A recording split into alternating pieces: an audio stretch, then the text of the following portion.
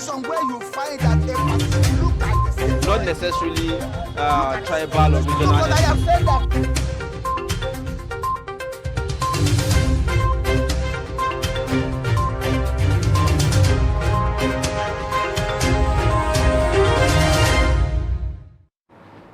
All right, thanks for staying. It's Daybreak on Trust TV. Time to take a look at the dailies on Daybreak. We'll begin with the Daily Trust newspaper this morning, where we have the lead story talks about the leaked audio allegedly by the presidential candidate of the Labour Party. Now, leaked audio, federal government, ACF, others blast Obi. You also have the riders that says, clear yourself, Ohaneze challenges LP candidate.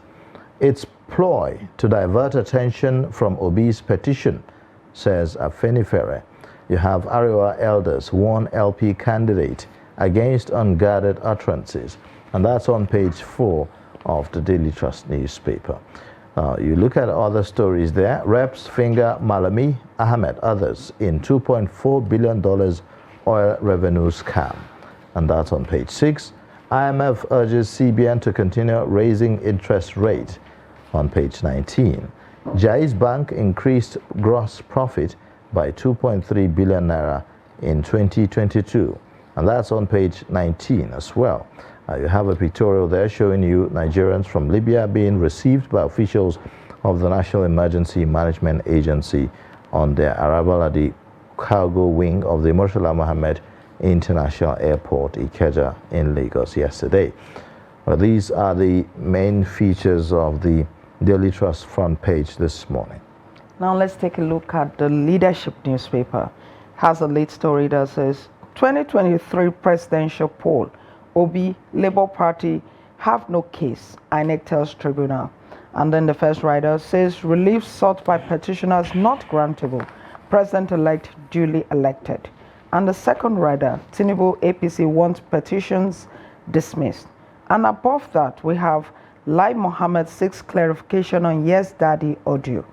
We also have ex-Anambra Governor Mbadinuju dies at 78. 2023 Hajj, NACON warns states against extortion of pilgrims. And just beneath the masthead, we have $22 million Calabar Channel dredging, Inter's contracts cost me my job. This is from Hadiza Bala Usman. And above the masthead, Pig Milk apologizes to Christians over Good Friday advert.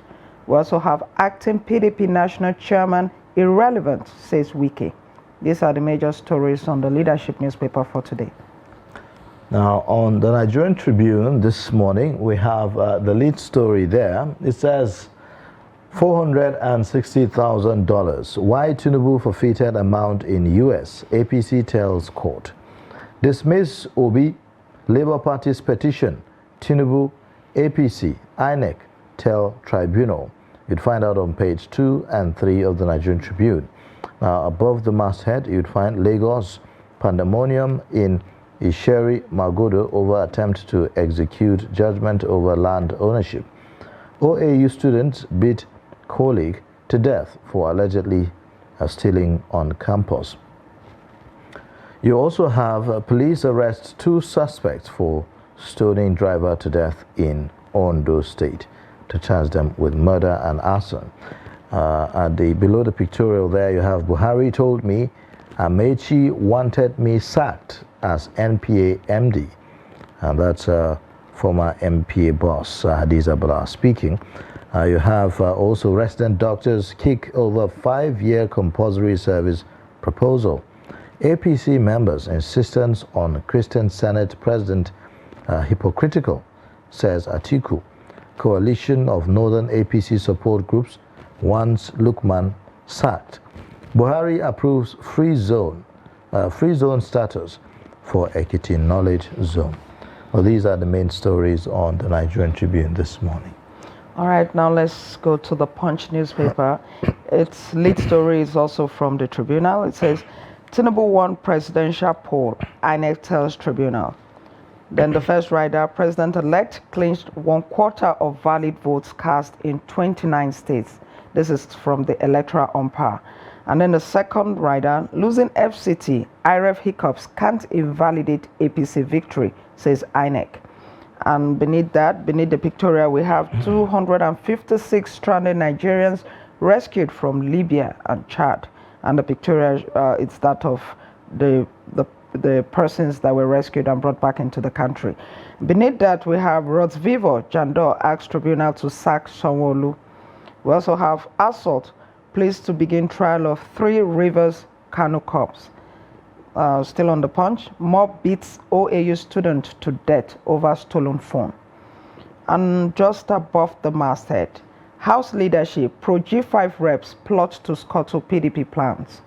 National Assembly proposes jail term for Ponzi scheme promoters. And we have Amcon bars Arik Air founder from airlines premises.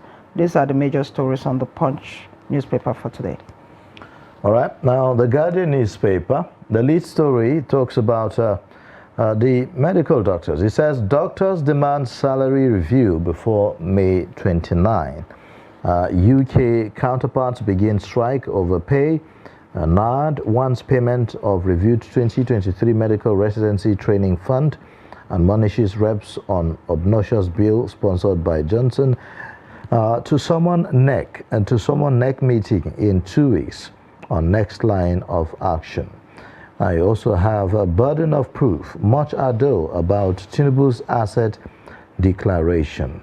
Sports minister under fire over 21 billion naira request to fix National Stadium. You also have IMF retains Nigeria's economic growth projection at 3.2% as global inflation decelerates.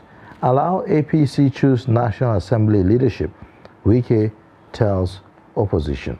These are the main stories on the Guardian newspaper this morning. Over now to the Nation newspaper, still from the Tribunal. It has a lead story that says, INEC didn't meet conditions to win. Atiku didn't meet conditions to win, INEC tells Tribunal. And the first rider, Commission replies PDP candidates petition. The second, FCT has no special status. And the third rider, Obi's petition should be dismissed. And we have just above that, World Bank predicts global high unemployment, inflation, slow growth. And above the masthead, this is from the Rivers State Governor Nyesom Wike. He says, PDP can't hijack National Assembly leadership. We also have Nigeria may lose $23 billion to crude oil theft this year, Speaker warns. And we have Amechi fired me from NPA over contract dispute. APC holds primaries in Imo, Bayelsa, Kogi this weekend. These are the major stories on the Nation for today. All right, now on the Daily Independent newspaper this morning, the lead story, reps summon Ahmed Malami over missing 48 million barrels of oil. You have the writer that says Gbajabiamila laments endemic corruption in Nigeria, vows to protect whistleblowers, pass protection bill. You have also electronic collation of election results not mandatory, INEC tells court. I was sacked as NPA MD because of contract issues, Bala Usman. You also have Lagos election. 4 parties ask tribunal to sack Sanwo-Olu. Gunmen abduct Kogi monarch. 8 kill female worker. Ohaneze Soludo mourn former Anambra governor Chinwoke Mbadunuju. That's other stories. You have why Nigeria's debt burden others may worsen, according to IMF. Says Nigeria's economy may face negative growth in 2024. These are the main stories on Daily Independent this morning. Now let's take a look at the Vanguard newspaper. Its lead story, it's on the National Assembly leadership. It says Senate presidency. APC looks to South-South, shops for Northwest deputy. And the rider, Senators Godswill Akpabio, Jibrin Barrow favored. Tinubu has final say on choices for the post, says a source, adds parties still making consultations. And we have the second rider that says Akpabio very much in the race. This is coming from a group. And still on the Vanguard, we have illegal sale of crude. Malami received funds without remittance, reps allege.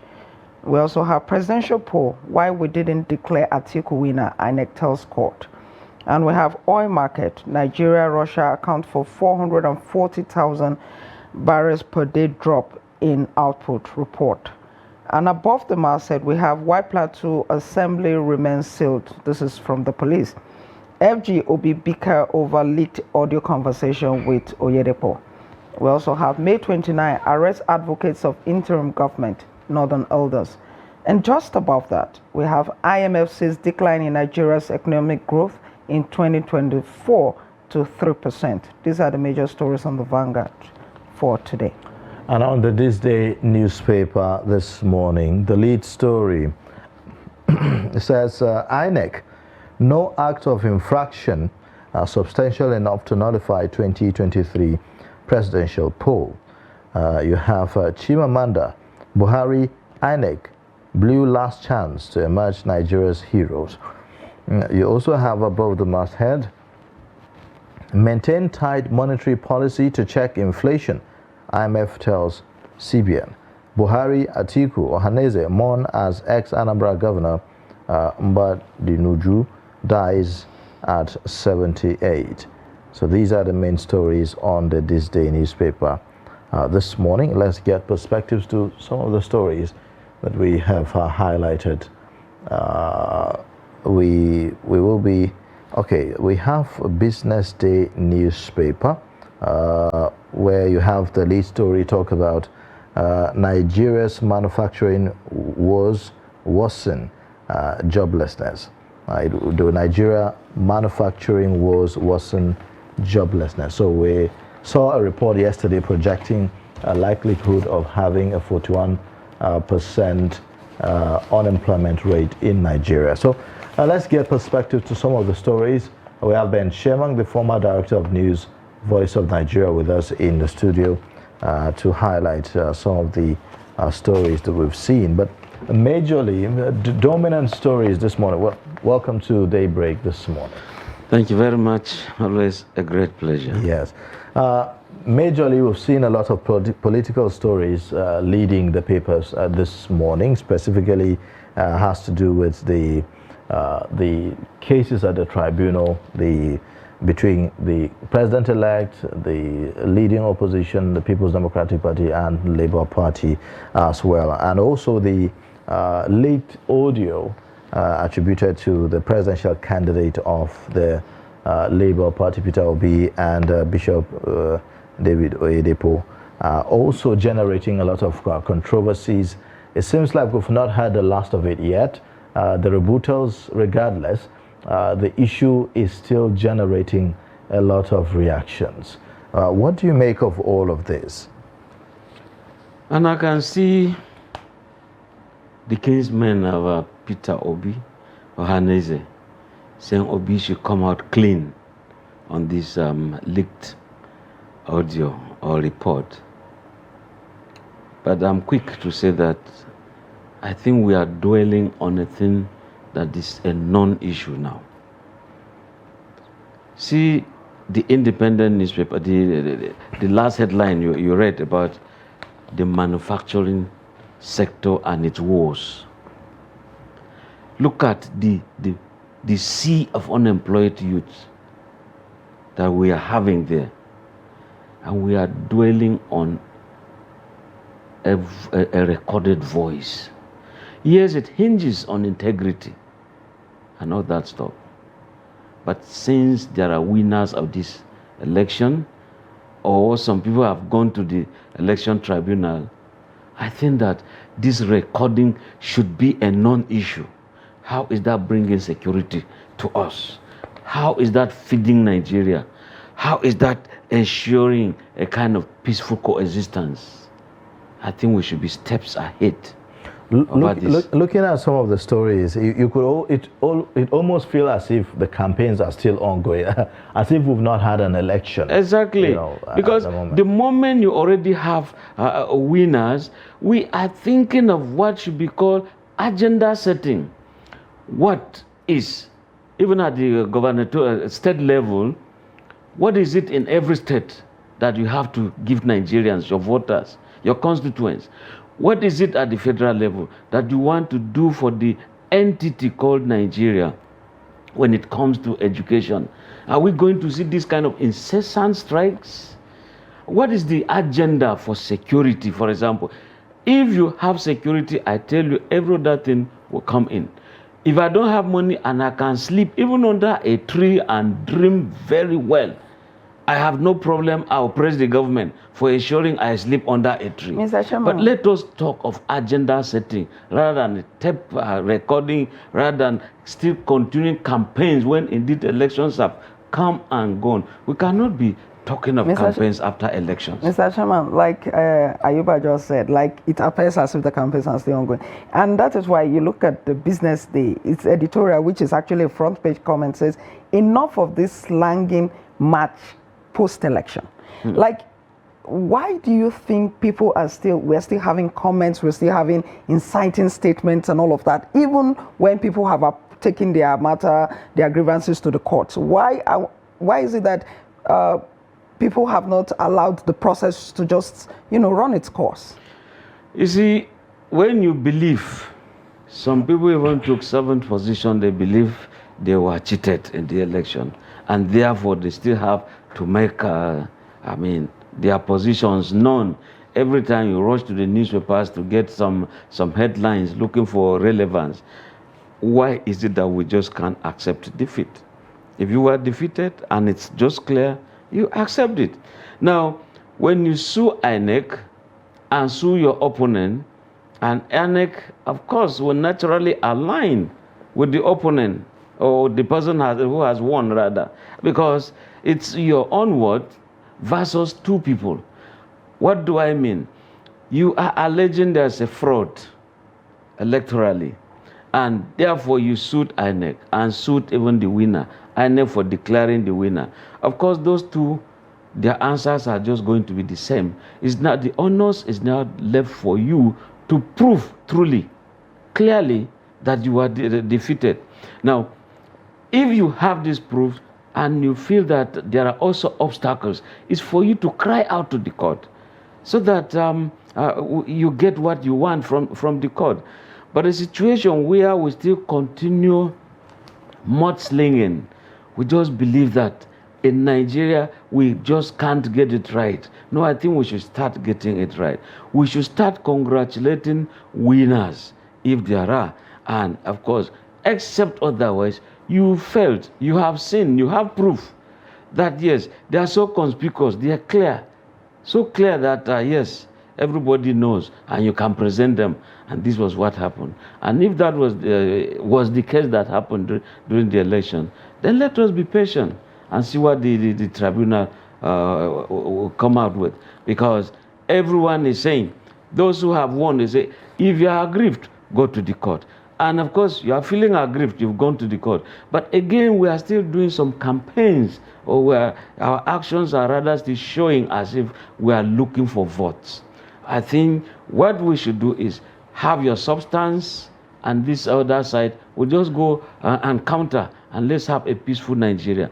Because sometimes this will just lead to some hatred that we saw before, during, and shortly after this election. Okay. This is continuing, okay, and that is hitting up the polity. Okay, so let's talk about the ethno-religious tone that the whole campaigns took, and even after the elections, we're still seeing this. So now, for instance, there is a conversation to decide the leadership of the National Assembly, and we're still seeing some of these factors coming into play as, to be considered. So you hear the talks about, zoning arrangement, you hear the talks about, whether the speaker should be Christian or should be Muslim, and the rest of them. Why do you think that ethno-religious considerations have taken such a central stage in this 2023 general elections? Have we seen it like this before? No, it hasn't been this messy. It hasn't been this terrible. And the moment you begin to use religion, the moment you begin to use the ethnic card as we have it today, how did Karl Marx describe religion? Opium of the masses. Opium, of course, is just like taking hems. When you take hems, you hardly can know your left from your right. That's the way Karl Marx will define it. But I know the religious people will take an exception to that. But again, look at the way, therefore, the political class is using religion. At the point when you want to attack your opponent, you use religion and use the gullibility of religion. Those who indeed will not see beyond what you are saying, and therefore you school them on how to make society ungovernable, on how to hate some people, on how to hate some religion. And of course, when indeed religion is supposed to be a unifying factor, if you are on this religion, the other one is this, that other person does not even have any, can we begin to respect ourselves? If the man says he doesn't have a religion, leave him alone. After all, he's not even looking for any convert. Now, you bring religion, even when they say, thou shalt not kill. You see, people say religion of peace. But when you look at the way the politician will mix politics and the ethnic cut, I mean, it takes. It leaves one to wonder what is happening to Nigeria. Why? How did we get here? That's the concern here. How did we get here? I mean, we've always known that Nigeria is this heterogeneous. We have several ethnic groups. We have, at least multiple religions, two dominant though, and the rest of them. But I'm not sure if we have seen this level of sensitivity to this sentiment as we've seen in 2023, and you agree. How did we get to this point? How did we get to this point? You see, in a battlefield, going for war, even against the Geneva Convention, people will say every instrument, every arsenal is legal. People are going to for election in Nigeria. Therefore, anything you say or do to them is legal. So when you don't even have human feelings, and when indeed you don't believe this thing you're saying is going to be too injurious to the other party, and you just say words without weighing them, putting them on scale on how the reaction of the other person would be. And politically, when you also have this what do you call those in charge of certain societies, the political juggernauts, when you begin to say things against them, those other people are bound to a kind of react. Now, let us look at Chimamanda. She has condemned this election. Look at Wole Soyinka. He has condemned some aspects of Peter Obi. And what are we now seeing? Some people are now comparing the Nobel laureate with Chinua Achebe. Just because of politics. Say, look, your write-ups you are not better than Chinua Achebe. And those arguing belong to another tribe. Those arguing for Wole Soyinka, and they will say, Chimamanda played plagiarism in some. Mr. Chairman, is there any? Just a moment. Just because of politics, those who indeed have reached the peak, the zenith of their profession, we are now soiling them. They are nowhere. The world is celebrating them. We are saying they are misfits. This is Nigeria. This is politics. That's the ethnic cut we are seeing. That's the religious cut we are seeing. It shouldn't just be. How do we come back from this? How do we get back? Because where we are at this point, it's a very dangerous place. I think every regime that comes, except that of Buhari, you find a way of let's go to a national convention or a national confab. So how do we get out of this? Can we also have a national rebirth confab? A national rebirth confab, whereby you just bring in people everywhere. Can we begin to iron out we have had several of these national those ones were political. This one we want to talk of a rebirth. Is it even really possible to separate politics from it? Because it looks like there are a lot of baggages that the country is dealing with that till date have not been dealt with, have not been settled. And we keep going back and forth over them here and there. So do we just say we leave it that way? I think even if others failed, there should be a time that we do something and see if we can follow it. There's nothing wrong in having a national rebirth, a national reorientation. And when Abacha was saying, not in our character, I mean, we've been good people, helping here and there. I mean, you can imagine each time those days you listen to a thief man from Benue State and his Fulani counterpart, by the time they have all sorts of jokes, you laugh and laugh and laugh. That was Nigeria of those days. But today, where are those things? That's why we need a rebirth. It's just not, yes. The issue from me, from what I observed, is that the issue is more with the political class.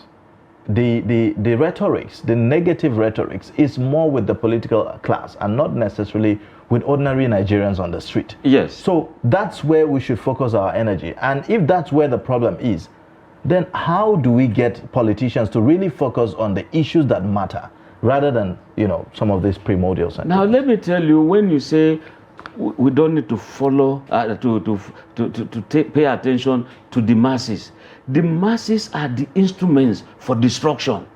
The masses are the ones being recruited. Even Boko Haram, they recruited masses. And so, yes, if we are talking of the political class, why do they go to traditional rulers to seek for blessings?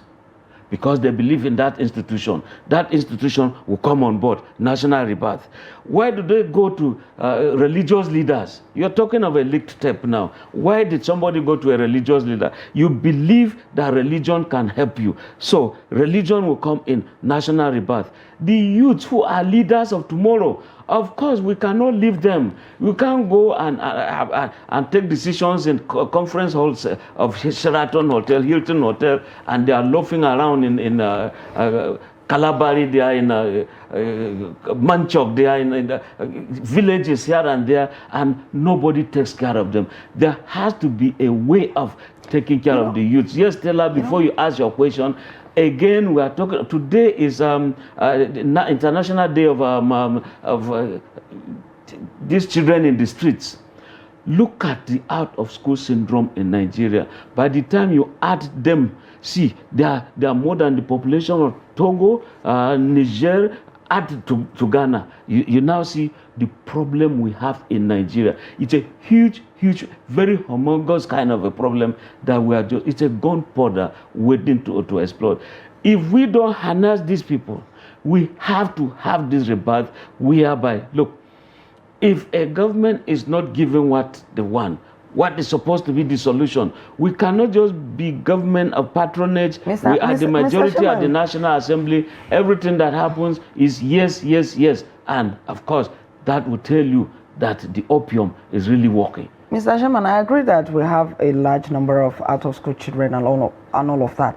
But the people that you see making these statements, especially on social media, they're not out-of-school children. And a lot of them are the youth. They are the younger people.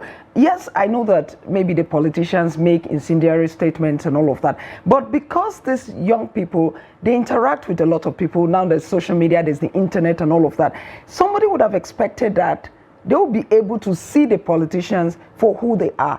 Shouldn't they be able to say, oh, these people are just trying to divide us, and be able to, you know, separate the truth from whatever it is that the politicians are handing down to them to? Yes, they should be able to see. But again, when the youth begin to unleash their anger on society because they've been abandoned, I mean, children will be out of school for how long? And even when you're talking of teachers, for God's sake, the least, someone that you don't respect is the teacher.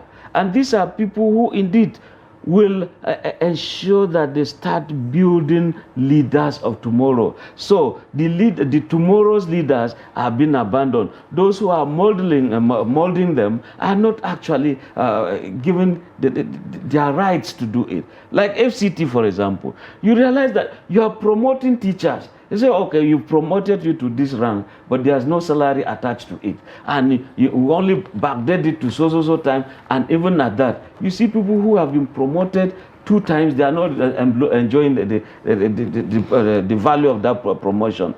Why will you kind of promote somebody, it's there on paper and bearing the title, but money does not follow. You see, it's a misnomer. We cannot. And if I were to be the government, the incoming, honestly, we should ensure that teaching is given a priority, just like the doctors. We cannot be having a situation where our doctors abroad, see how many have been rejected, either in America or London today, or Great Britain. They're saying that they are substandard. You know, tell me how a medical student who is supposed to have been taught so thing in medical on the human being, on operations. There were strikes. Now he has been graduated. And Stella, you go to hospital, you see him with the stethoscope. They say there's going to be a strike. And this child that you know, who indeed has been on Yahoo every time, you now see him with stethoscope. You are the one that he's going to operate upon. How do you take that? All right. It's a big thing. Away from politics, well, maybe this has a little of politics, but this story has been, for the past 2 days now, where Hadiza Bala Usman, the former MPA MD, is talking about the reasons why she was sacked. On this leadership story, she says, $22 million Calabar Channel dredging Intel's contract cost me my job. And in another story that was carried by the Daily Trust yesterday, all of these were revealed in her book, of course. She talked about how, because she attempted to change the way things were being done at the MPA, that was why she lost her job. What do you make of that? Apart from that, said President Buhari also told her, Rotimi Amechi wanted her sacked. These are very weighty allegations involving the president, involving former minister of transportation and presidential aspirant. What do I make of this? For Hadiza to have gone into documenting it says a lot. It's now left for Rotimi Amechi. He's been put before the front burner. He's in the eye of the storm. It's for him to now defend himself. But in the midst of all of this, it's revolving around corruption. It's not about a gift. Big money of this nature. So we expected rather that... Is the same Rotimi Amechi that was making the allegation that the INEC chairman, Professor Mahmoud Yakubu, was a selection of the president-elect to be, the INEC exactly. And having, but so what does that? I mean, what does that suggest? It seems to signal that from within the party, the APC, there seem to be a lot of, I think that cracks and infighting, if you like. I think that Rotimi Amechi is losing out, to me, because when you look at it, the moment he lost presidential that bit, he just went to the periphery, and everything the party was doing, you could scarcely find him. We saw him very active during the governorship election in Rivers State, though. Well, you see, Wike had already taken charge of that place and campaigning very well for APC, even before the gubernatorial. And for the gubernatorial, if presidential, Wike was working for Asiwaju. Even with PDP, he was for APC. Where was Rotimi then? It shows the political machinery of Rivers State was with Wike. Now, you come in here, he then said, I will tell you who to vote for during the gubernatorial. And of course, PDP won. And you can now see that he's been going around again, campaigning for acceptance of the Southern president. And some people are saying, well, he meant good for the South. So politically, you see that Rotimi Amechi is actually going to lick quite a lot of wounds. And the political future, we don't know yet. And for the governor, Wike, some people are saying, this guy, the way he was spending, probably EFCC will now beam its searchlight on him. But he said he will go nowhere, he will be in Rivers State, he stole no money and all that stuff. So, again, this is time where you can find some people trying to play the religious card. In Rivers State itself, there are supposed to be some kind of rotations. Some people will oppose this and all that stuff. So, but Wike happens to be somebody, a master of the art for now. Where that leads him to, we don't know. But the way he did things under PDP, during the presidential candidate, of course, people wanted to sanction him, but they were unable. Just like the case of a landlord being afraid of a tenant. Today, he's already firing missiles in Kogi State. Don't bring in Dino Malaye. It's not the gubernatorial stuff and all that stuff. No. Do you think that has to do with maybe because of Dino's association with the presidential candidate of the PDP, Atiku Abubakar? I mean, it's that clear. Because Dino has been with Atiku. And Wike does not agree with Atiku politically. So there's no way he will say, this, their party, PDP, they should go feature Smart Adeyemi.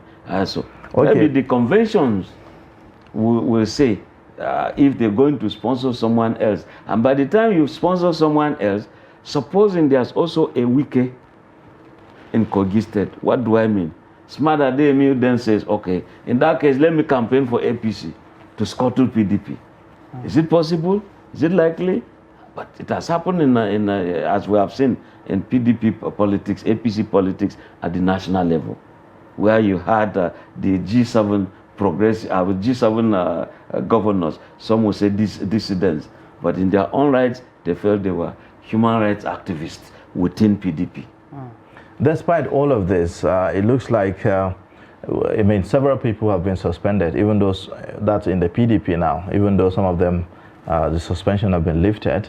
But in the case of Nyesom Wike, nobody talks about suspending Nyesom Wike, despite all his, what you may consider as anti-party activities. Actually, he talks about who should be suspended. When PDP was having all sorts of problems, Wike financially helped PDP. So he's untouchable. And that was why. That's why he became untouchable. So Wike is untouchable, isn't it? Of course. Those who tried it, even to suspend Ayu himself, don't you see it was upturned? Some tried to also suspend even Labour. Almost every party had its own crisis, and they were always targeting the very top. Now, unfortunately, they didn't go through their constitutions very well. They didn't chew it to understand. At a certain level, a ward cannot just wake up and suspend a national chairman. There has to be the national working body that will suspend a chairman. But you wake up, they needed relevance, and they got it. And that's why some people say those people were sponsored. Okay. Politics, thank you so anything much. goes. It's where we have to end the discussion for this segment. Thank you, Ben Chairman, for joining us on the newspaper review on Daybreak this morning. We look forward to having you again. Thank you. Always a great pleasure. All right. Now, we'll take a short break, and then when we return, it will be top of the hour, where we'll look at the headlines again and also prepare for our next discussion. Join us again. But in a situation where you find that a person look at the same, Not necessarily tribal or regional. but I have said that